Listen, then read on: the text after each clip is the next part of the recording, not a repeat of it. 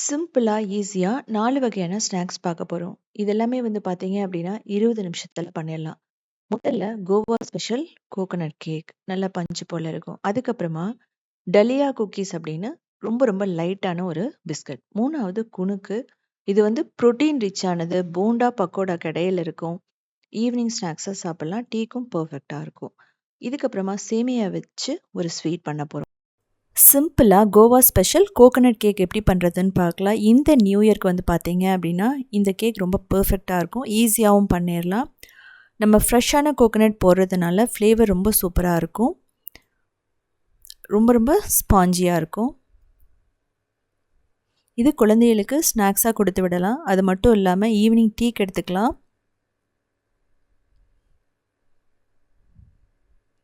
இந்த ஸ்லைசஸ் வந்து பார்த்தீங்க அப்படின்னா, கிட்டத்தட்ட ஒரு 3லேருந்து 4 நாளைக்கு கெட்டு போகாது. இதில் வந்து நீங்கள் ஃப்ராஸ்டிங் பண்ணுறதுனால பண்ணலாம். ஃப்ரெஷ் க்ரீமை வச்சு இல்லை அப்படின்னா விப்பிங் க்ரீம் வச்சு கூட நீங்கள் பண்ணிக்கலாம். பர்த்டே கேக்காகவும் பண்ணலாம். உங்களுக்கு அந்த ஸ்பாஞ்சினஸ் தெரியும். உள்ளே அந்த கோகனட் இருக்கிறதும் உங்களுக்கு தெரியும். கோவாவில் 3 கலரில் பண்ணுவாங்க இந்த கேக். இதுக்கு ஒரு 2 எக் எடுத்துக்கலாம். 2 இல்லைனா 3. இதை வந்து நீங்கள் ஒரு 2 நிமிஷம் நல்லா பீட் பண்ணுங்கள். நொறையா வரும். இந்த எக்குன்னு வந்து பார்த்தீங்க அப்படின்னா, நீங்கள் ஃப்ரிட்ஜில் வச்சுருந்தீங்கன்னா டைரெக்டாக அப்படியே எடுத்து போடக்கூடாது. கொஞ்சம் ரூம் டெம்பரேச்சரில் வச்சுருந்து தான் நீங்கள் பீட் பண்ணணும். இது மாதிரி பீட்டர் இல்லைன்னா நீங்கள் விஸ்க்கு கூட யூஸ் பண்ணலாம். வனிலா எசன்ஸ் போடுறோம். இது வந்து அந்த எக்கோட ஃப்ளேவரை வந்து கம்மி பண்ணும். இப்போ உங்களுக்கு வந்து எக்கு பிடிக்கல அப்படின்னு சொல்கிறவங்களுக்கு தயிர் போட்டுக்கலாம். புளிக்காத தயிர் வந்து நீங்கள் யூஸ் பண்ணிக்கலாம். நல்லாயிருக்கும். மிக்சிலேயே கூட இந்த கேக் வந்து பண்ணலாம். இப்போ பவுடர் சுகர் நான் போடுறேன். கிட்டத்தட்ட அரை கப் பவுடர் சுகரை நான் ஒரு 3 தடவை அப்படியே ஆட் பண்ணுறேன். கிராஜுவலாக ஆட் பண்ணணும். இல்லை அப்படின்னா நீங்கள் நார்மல் சுகருக்கு பதிலாக நீங்கள் ப்ரௌன் சுகர், வெல்லம் கூட நீங்கள் யூஸ் பண்ணலாம். வெல்லம் அப்படின்னா வெல்லத்தை வந்து அரை கப் வெல்லத்தை ஒரு 1/4 கப் தண்ணி ஊற்றிட்டு காய்ச்சிட்டு அதை வடிகட்டி வந்து நீங்கள் ஊற்றலாம். இதை வந்து பார்த்திங்கன்னா சுகர் போட்டுட்டு நான் சொன்ன மாதிரி கிட்டத்தட்ட ஒரு 5 நிமிஷம் நல்லா பீட் பண்ணணும். இப்போ மீதி இருக்கிற சுகரையும் போட்டுடலாம். இது நல்லா ஃப்ளஃபியாக வரும். நீங்கள் விஸ்கில் பண்ணிங்க அப்படின்னா கிட்டத்தட்ட ஒரு 15 மினிட்ஸ் ஆகும். பீட்டரில் பண்ணும்போது 10 மினிட்ஸில் நம்ம பண்ணிடலாம்.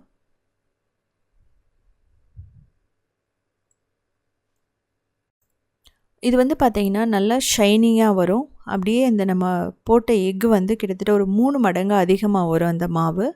அந்தளவுக்கு நீங்கள் ஸோ பாருங்கள், இப்போ பெர்ஃபெக்டாக இருக்கும். நம்ம என்ன பண்ணலாம் அப்படின்னா ஆயில் ஊற்றிக்கலாம். ஆயில் அப்படிங்கிறது வந்து ஃப்ளேவர் இல்லாத ஆயிலாக தான் இருக்கணும். நம்ம வந்து சன்ஃப்ளவர் ஆயில் கரெக்டாக இருக்கும்.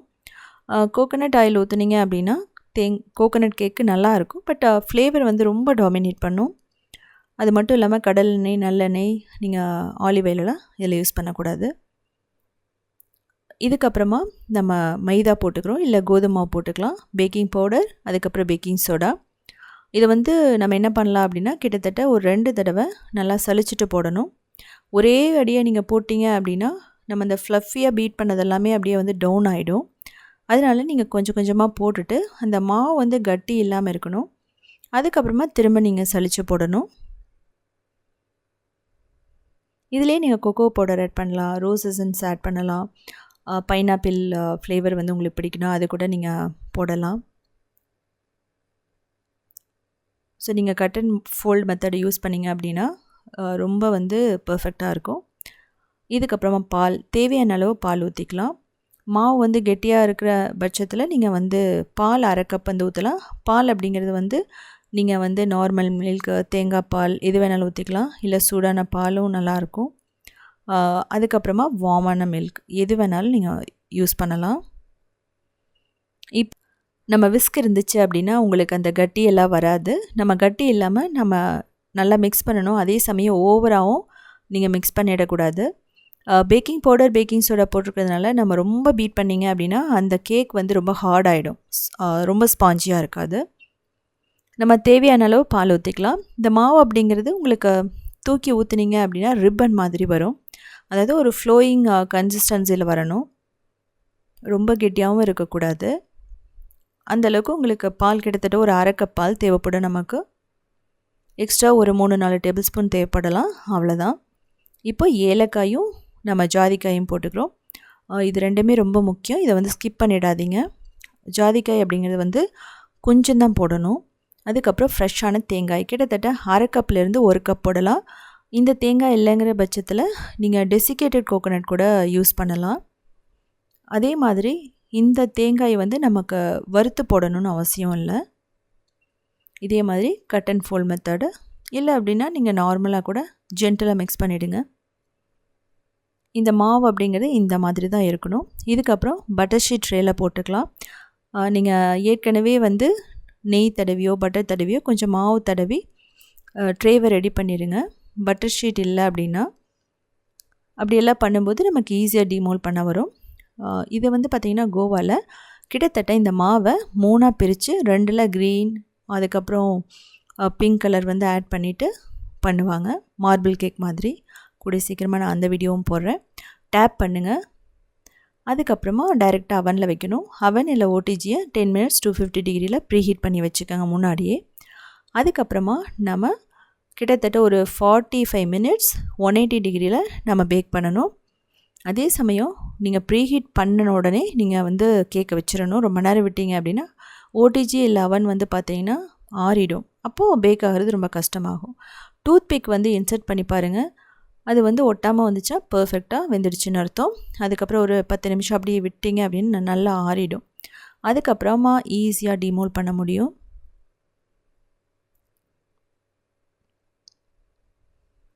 இதே மெத்தடில் நீங்கள் வந்து பாலை நல்லா சுண்டை காய்ச்சிட்டு இதே கேக்கில் வந்து பார்த்திங்கன்னா ரசமலாய் கேக் கூட பண்ணலாம். ரொம்ப நல்லாயிருக்கும்.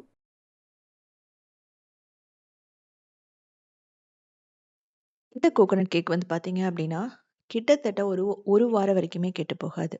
அதே சமயம் பேக்கரியில் கிடைக்கிற அதே டேஸ்ட்டோட கிடைக்கும்.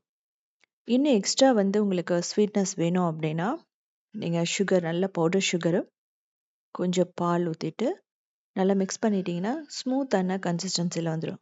அதை மேலே ஊற்றுனீங்கனாலும் ரொம்ப சூப்பராக செட் ஆகி நல்லாயிருக்கும். அது மட்டும் இல்லாமல் சாக்லேட் சிரப் பண்ணலாம். அதுக்கப்புறம் ஜாம் வச்சு சாப்பிட்லாம். இதெல்லாமே நல்லாயிருக்கும். டீக்கு வந்து பர்ஃபெக்டாக இருக்கும். குழந்தைகளுக்கு ஈவினிங் ஸ்நாக்ஸாக கொடுக்கலாம். மார்னிங் வந்து அவங்களுக்கு ஸ்நாக்ஸாக வந்து ஸ்கூலுக்கு கூட கொடுத்து விடலாம். அதே சமயம் இதில் வந்து எக்கு பிடிக்காதவங்க தயிர் யூஸ் பண்ணலாம். சுகர் பிடிக்காதவங்க ப்ரௌன் சுகர் யூஸ் பண்ணலாம். அப்படி இல்லை அப்படின்னா நீங்கள் சுகரை வேணாம் அப்படின்னு நினச்சிங்க அப்படின்னா பேரிச்சம்பழத்தை நல்லா சுடுதண்ணியில் ஊற வச்சு நல்லா அரைச்சிட்டு பண்ணுங்கள். பேரிச்சம்பழமெல்லாம் போடும்போது அதனோட விதைகளை வந்து நீக்கிறது ரொம்ப ரொம்ப நல்லது. இது வந்து மற்ற கேக்குகளை கம்பேர் பண்ணும்போது ரொம்ப லைட்டாக தான் இருக்கும் உங்களுக்கு. அதே சமயம் பிகினர்ஸ் கூட ரொம்ப பர்ஃபெக்டாக பண்ணலாம். பர்த்டே கேக்காக நீங்கள் பண்ணலாம். இல்லை கோகோ பவுடரும் போடலாம். ரோஸ் எசன்ஸ் விட்டும் பண்ணலாம். பைனாப்பிள் எசன்ஸ் அதுக்கப்புறம் பட்டர்ஸ்காட்ச் எசன்ஸும் நீங்கள் போட்டு பண்ணலாம். பார்க்க போகிறது ரொம்ப ரொம்ப சிம்பிளான தலியா குக்கீஸ். இது வந்து பார்த்தீங்க அப்படின்னா கிட்டத்தட்ட ஒரு 2 வாரம் வரைக்குமே கெட்டு போகாது. 3 பொருள் தான் தேவைப்படும். இதில் மைதாவோ எக்கோ எதுவுமே தேவையில்லை. வாயில் வச்சோன்னா அப்படியே கரைஞ்சிடும். எந்த ஒரு ஆர்டிஃபிஷியல் கலரும் இல்லாமல் நம்ம பண்ண போகிறோம். இது ரெடி பண்ணுறதுக்கு வந்து பார்த்திங்கன்னா ஒரு 10 நிமிஷம் தான் தேவைப்படும். ஸோ இதில் வந்து பார்த்தீங்க அப்படின்னா கிட்டத்தட்ட 3 பொருள் அப்படின்னு சொல்லியிருந்தேன். ஒன்று கார்ன்ஃப்ளவர், கண்டென்ஸ்ட் மில்க், அதுக்கப்புறமா பட்டர். அவ்வளோதான். இதில் நான் 2 ஷேப்பில் பண்ணியிருக்கேன் உங்களுக்கு. ஒன்று டேலியா மாதிரி ஒரு ஷேப்பில் இருக்கும். 2வது நம்ம ரிப்பன் பக்கோடா மாதிரி இருக்கும். இப்போது 100 கிராம் பட்டர். இது ஃப்ரிட்ஜில் வச்சுருந்தீங்கன்னா எடுத்து வெளியே வச்சிடணும் ஒரு அரை மணி நேரம். அப்போ அது வந்து ஓரளவுக்கு சாஃப்டாகும். அதே சமயம் உங்களுக்கு ரொம்ப வந்து மெல்ட் ஆகிற மாதிரியும் இருக்கக்கூடாது பட்டர். அப்படி இருந்ததுன்னா அந்த குக்கீஸ் வந்து ஷேப் மாறிடும், ஃப்ளாட் ஆகிடும். அதை வந்து நீங்கள் கவனிக்கணும். உங்களுக்கு பார்த்தா அந்த பட்டர் வந்து கொஞ்சம் கெட்டியாக இருக்கிற மாதிரி இருக்கும். அந்த மாதிரி இருக்கணும். இப்போது ஸ்வீட் கண்டென்ஸ்ட் மில்க் எடுத்திருக்கேன் நான். கிட்டத்தட்ட 1/3 கப் எடுத்திருக்கேன். ஸோ கிட்டத்தட்ட ஒரு 80 ml வரும். இதுவுமே வந்து பார்த்தீங்க அப்படின்னா ஃப்ரிட்ஜில் இருந்து எடுத்தது தான், சில்லுன்னு தான் இருக்கும். இது ரெண்டையுமே வந்து நல்லா மிக்ஸ் பண்ணணும். எந்த ஒரு கட்டியும் இருக்கக்கூடாது. அதே சமயம் பட்டர் அந்த கண்டென்ஸ்ட் மில்கோடு சேர்த்து நீங்கள் நல்லா மிக்ஸ் பண்ணணும். மிக்ஸ் ஆகணும். அதான் வந்து ரொம்ப முக்கியம். இதில் உங்கள்கிட்ட கண்டென்ஸ்ட் மில்க் இல்லை அப்படிங்கிற பட்சத்தில் நீங்கள் பவுடர் சுகர் சேர்த்திக்கலாம். அதோடு சேர்த்து ஒரு 2-3 டேபிள் ஸ்பூன் ஃப்ரெஷ் க்ரீமோ இல்லை அப்படின்னா பாலோ கூட நீங்கள் ஊற்றிக்கலாம். ஒன்றும் பிரச்சனை இல்லை. உங்களுக்கு பட்டர் வந்து பிடிக்கலன்னா கொஞ்சம் பட்டரு கொஞ்சம் ஆயில் ஊற்றிக்கலாம். இப்போது நான் போட்டிருக்கிறது வனிலா எசன்ஸ். வனிலா எசன்ஸ் கிட்டத்தட்ட 1 டீஸ்பூன் போட்டிருக்கேன். வனிலா எசன்ஸோட ஃப்ளேவர் உங்களுக்கு பிடிக்கல, அது இல்லை அப்படின்னா அதை ஸ்கிப் பண்ணிவிட்டு நீங்கள் ஏலக்காய் பொடி கூட போட்டுக்கலாம். ஒன்றும் பிரச்சனை இல்லை. இந்த மாதிரி தான் இருக்கணும். இப்போது நம்ம முழுக்க கார்ன்ஃப்ளவர் தான் பண்ண போகிறோம். முதல்ல கிட்டத்தட்ட நான் 3/4 கப் கார்ன்ஃப்ளவர் வந்து போடுறேன். இந்த விஸ்க்லேயே வந்து பார்த்திங்க அப்படின்னா இந்த கரண்டிலே நல்லா நம்ம மிக்ஸ் பண்ணணும். ஒரு டோ மாதிரி ஃபார்ம் ஆகும், ஒரு மாவு மாதிரி. நம்ம சப்பாத்தி மாவெல்லாம் எப்படி பண்ணுவோம் அதே மாதிரி. இப்போ எனக்கு கொஞ்சம் ஸ்டிக்கியாக இருக்கிற மாதிரி இருக்கிறதுனால திரும்ப வந்து மாவு வந்து போடணும். அளவுன்னு பார்த்தீங்கன்னா கிட்டத்தட்ட 1லேருந்து 1.25 கப் உங்களுக்கு தேவைப்படும். ஸோ அந்த கார்ன்ஃப்ளவரை பொறுத்து உங்களுக்கு அந்த மாவு மாறுபடும். இன்கேஸ் உங்களுக்கு கார்ன்ஃப்ளவரோட ஃப்ளேவர் வந்து ரொம்ப ஓவராக இருக்கிற மாதிரி தோணுச்சு அப்படின்னா நீங்கள் என்ன பண்ணலாம் அப்படின்னா 1/4 கப் மைதா போட்டுக்கலாம். ஒன்றும் பிரச்சனை இல்லை. மைதாவோ இல்லை அப்படின்னா கோதுமை மாவு கூட நீங்கள் போட்டுக்கலாம். இல்லை அப்படின்னா கொக்கோ பவுடர் வந்து ஒரு 1/4 கப் போட்டுக்கோங்க. ஸோ ஃப்ளேவர் அதுவுமே வந்து நல்லாயிருக்கும். இந்த மாவு எப்படி இருக்கணும்னா ஸ்டிக்கியாக இருக்கக்கூடாது, அதே சமயம் சாஃப்டாக இருக்கணும், ஹார்டாக இருக்கக்கூடாது. ஹார்டாக இருந்ததுன்னா உங்களுக்கு வந்து ஷேப் வராது பண்ணும்போது. இதில் வந்து நம்ம ஸ்டார் நாசல் இருக்குது. ஸோ அதை வச்சு தான் நம்ம ஷேப் பண்ண போகிறோம். ஸோ இந்த மாதிரி தான் உங்களுக்கு இருக்கணும், ஒட்டாமல் பர்ஃபெக்டாக இருக்கணும். ஸோ உங்களுக்கு பார்த்தாவே தெரியும். தேவைப்பட்ட எக்ஸ்ட்ரா 2 டேபிள் ஸ்பூன் கூட கார்ன்ஃப்ளவர் போடலாம், உங்களுக்கு ஸ்டிக்கியாக இருக்கிற மாதிரி இருந்துச்சுன்னா. இப்போது கையளவு மாவு எடுத்துக்கணும். கொஞ்சம் ஸ்டார் நாசல் எடுத்துகிட்டு அதில் போட்டுட்டு நம்ம அப்படியே ஷேப் பண்ண வேண்டியதான். ஸோ உங்களுக்கு இன்கேஸ் இது மாதிரி பண்ண வரல அப்படிங்கிற பட்சத்தில் நீங்கள் முறுக்குக்குள்ளே மாவு போட்டு கூட அப்படியே வந்து இழுத்து விட்டிங்கன்னா ரிப்பன் பக்கோடா மாதிரி வரும். ஸோ அப்போ நீங்கள் என்ன பண்ணிக்கலாம் அப்படின்னா அதையே ஷேப் பண்ணிக்கலாம். இது வந்து பார்த்திங்கன்னா இந்த மெத்தடில் பண்ணுறது பார்க்குறதுக்கு ரொம்ப ஷேப் அழகாக இருக்கும். அதே சமயம் குழந்தைகளுக்கு கொடுத்து விடும்போதும் அவங்களுக்கு வந்து ரொம்ப அட்ராக்டிவாக இருக்கும். உங்களுக்கு பார்த்தா தெரியும் அது மெல்ட் ஆகலை, அப்படியே அந்த ஷேப்பை வந்து ஹோல்ட் பண்ணி வச்சுருக்கு அந்த கார்ன்ஃப்ளவர். அதே சமயம் நீங்கள் இப்படியெல்லாம் ஷேப் பண்ணதுக்கப்புறமா உடனே எடுத்து நீங்கள் அவனில் வைக்கக்கூடாது. அதுக்கு கொஞ்சம் ட்ரை ஆகிறதுக்கு டைம் கொடுக்கணும். நமக்கு பட்டர் வந்து ட்ரை ஆகணும். உடனே வச்சிங்க அப்படின்னா மெல்ட் ஆகிடும் அவனில் வச்சோன்னே. ஸோ அதனால் கிட்டத்தட்ட 30 மினிட்ஸ் ஃபேன் காற்று கீழே வச்சுருங்க. அப்படி இல்லைனா நீங்கள் ஃப்ரிட்ஜில் கூட ஒரு 30 மினிட்ஸ் வச்சிடலாம், ஒன்றும் பிரச்சனை இல்லை. இப்போ இதுக்கு மேலே சாக்லேட் சிப்ஸ் வந்து நான் வைக்கிறேன். இதெல்லாமே உங்களுக்கு ஆப்ஷனல் தான். உங்களுக்கு பாதாம் முந்திரி ஏதாவது ஒன்று வச்சுக்கலாம், டூட்டி ஃப்ரூட்டி கூட நீங்கள் வைக்கலாம். ஸோ 30 மினிட்ஸ் விட்டுடலாம்.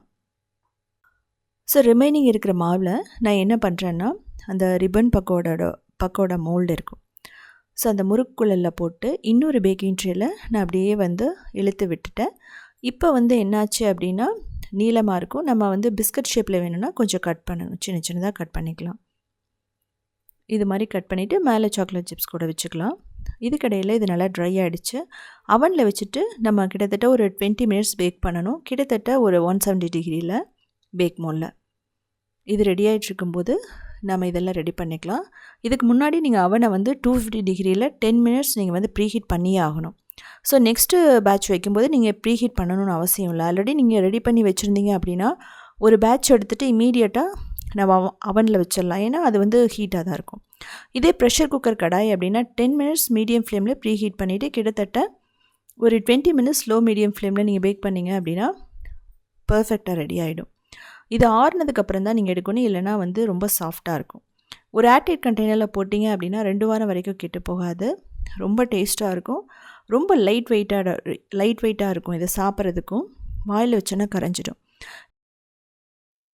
ஸோ இது வந்து நீங்கள் கார்ன்ஃப்ளவர் பிடிக்கலைன்னா கஸ்டர்ட் பவுடர், மைதா, கோதுமை எதில் வேணாலும் பண்ணலாம். ஈவன் நீங்கள் ராகி மாவில் கூட இந்த குக்கீஸ் ரொம்ப பர்ஃபெக்டாக வரும்.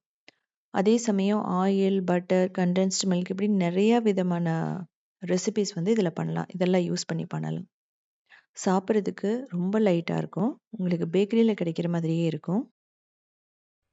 நாம் இன்றைக்கி பார்க்க போகிறது ரொம்ப சிம்பிளான குணுக்கு தான் பார்க்க போகிறோம். குணுக்கு அப்படிங்கிறது வந்து பார்த்தீங்க அப்படின்னா பருப்பு வகைகளை வச்சு பண்ணுற ஒரு ஸ்நாக்ஸ். இது வந்து நம்ம டீக்கு எடுத்துக்கலாம், ஈவினிங் ஸ்நாக்ஸாக எடுத்துக்கலாம், குழந்தைகளுக்கு வந்து நம்ம கொடுத்து விடலாம். ஸ்நாக்ஸாகவும் ஸ்நாக்ஸ் பாக்ஸில் கொடுத்து விடலாம். இதுக்கு தேவையான பொருட்கள் கொடுத்துருக்கேன், நீங்கள் பார்த்துக்கலாம். ஸோ பச்சரிசி, புழுங்கல் அரிசி, துவரம்பருப்பு, பாசிப்பருப்பு, உளுந்து இதெல்லாமே போட்டு பண்ணுறது, கடலைப்பருப்பு. ஸோ எல்லா பருப்பையுமே போட்டு பண்ணுற ஒரு அடை மாவுக்கு எப்படி பண்ணுறோமோ அதே மாதிரி பண்ணுவோம். அடை மாவு திக்காக இருந்தால் கூட அதில் கூட நீங்கள் பண்ணலாம்.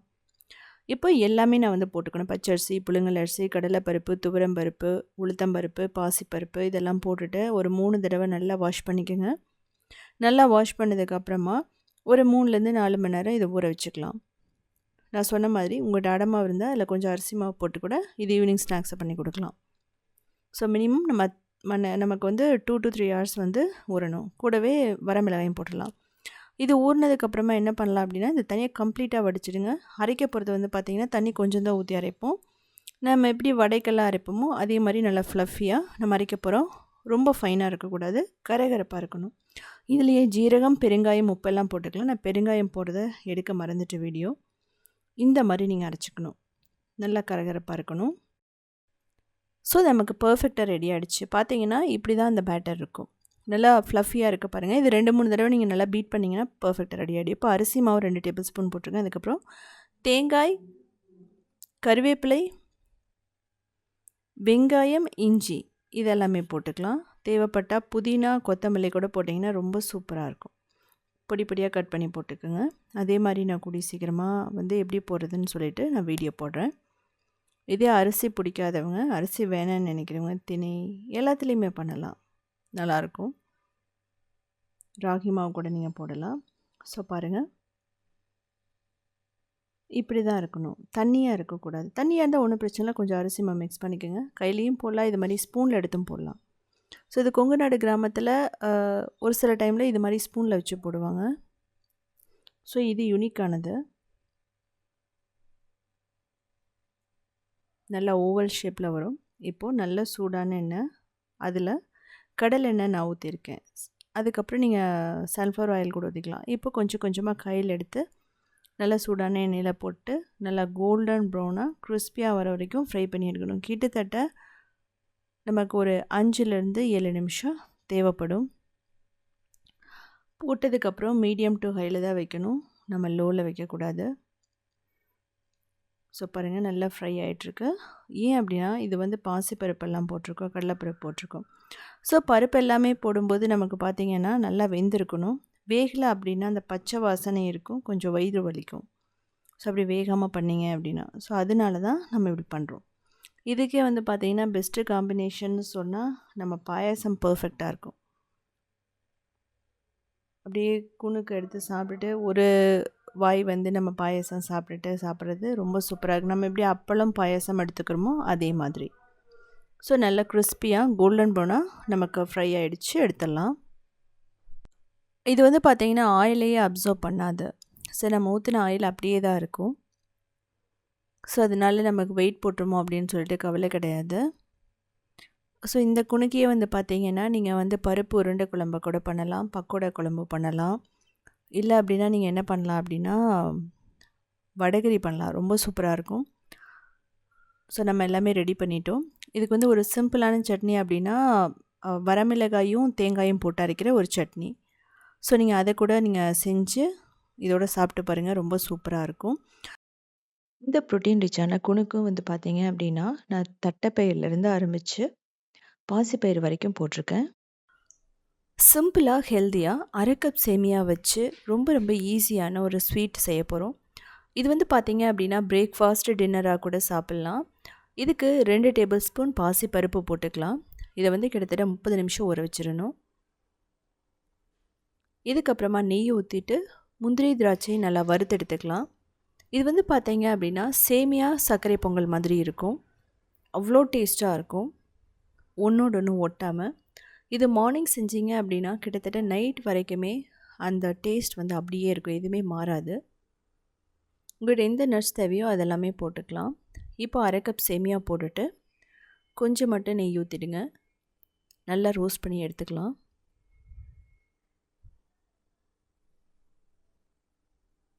இது வந்து பார்த்திங்கன்னா நான் நாட்டு சர்க்கரையில் பண்ணியிருக்கேன், நீங்கள் வந்து சுகர் போட்டுக்கலாம். வெல்லம் போட்டு பண்ணலாம். கருப்பட்டிலையும் ரொம்ப நல்லாயிருக்கும். இப்போது சேமியா வறுத்ததுக்கப்புறமா முதல்ல ஊற வச்ச பாசிப்பருப்பு போட்டுட்டு கிட்டத்தட்ட ஒரு 5லேருந்து 10 நிமிஷம் நல்லா வேக வைக்கணும். சேமியா அப்படிங்கிறது வந்து பார்த்திங்கன்னா சீக்கிரமாகவே வெந்துடும். அப்படி இல்லைங்கிற பட்சத்தில் நீங்கள் வந்து பாசிப்பருப்பு ஊற வைக்க முடியலன்னா ரோஸ்ட் பண்ணி கூட நீங்கள் பண்ணிக்கலாம். இப்போது கிட்டத்தட்ட 1/2 கப் சேமியாவுக்கு 1/2 கப் தண்ணி ஊற்றணும். அதுக்கப்புறமா ரோஸ்ட் பண்ண சேமியாவை போட்டுக்கலாம். போட்டுட்டு கிட்டத்தட்ட ஒரு 5 நிமிஷம் வேக வச்சிங்க அப்படின்னா பர்ஃபெக்டாக ஒன்றோட ஒட்டாமல் நல்லா வெந்துடும். இந்த ஸ்டேஜ்லேயே பாசிப்பருப்பை வந்து பார்த்திங்க அப்படின்னா கிட்டத்தட்ட 95% நல்லா வெந்துருச்சு. இதுக்கப்புறமா நாட்டு சர்க்கரை கிட்டத்தட்ட நான் 1/2 கப் போட்டிருக்கேன். நீங்கள் வந்து டேஸ்ட்டுக்கு ஏற்ற மாதிரி போட்டுக்கலாம். 1 கப் சேமியா போட்டிங்கன்னா 1.25 கப் நாட்டு சர்க்கரையோ வெல்லமோ பர்ஃபெக்டாக இருக்கும். இல்லை அப்படின்னா 1 கப் நீங்கள் போட்டுக்கலாம். நான் 1/2 கப் போட்டதுனால 1/2 கப் நாட்டு சர்க்கரையை போட்டிருக்கேன். இது வந்து பார்த்திங்க அப்படின்னா தண்ணியை அப்சர்வ் பண்ண வரைக்கும் நம்ம வேக வைக்கணும்.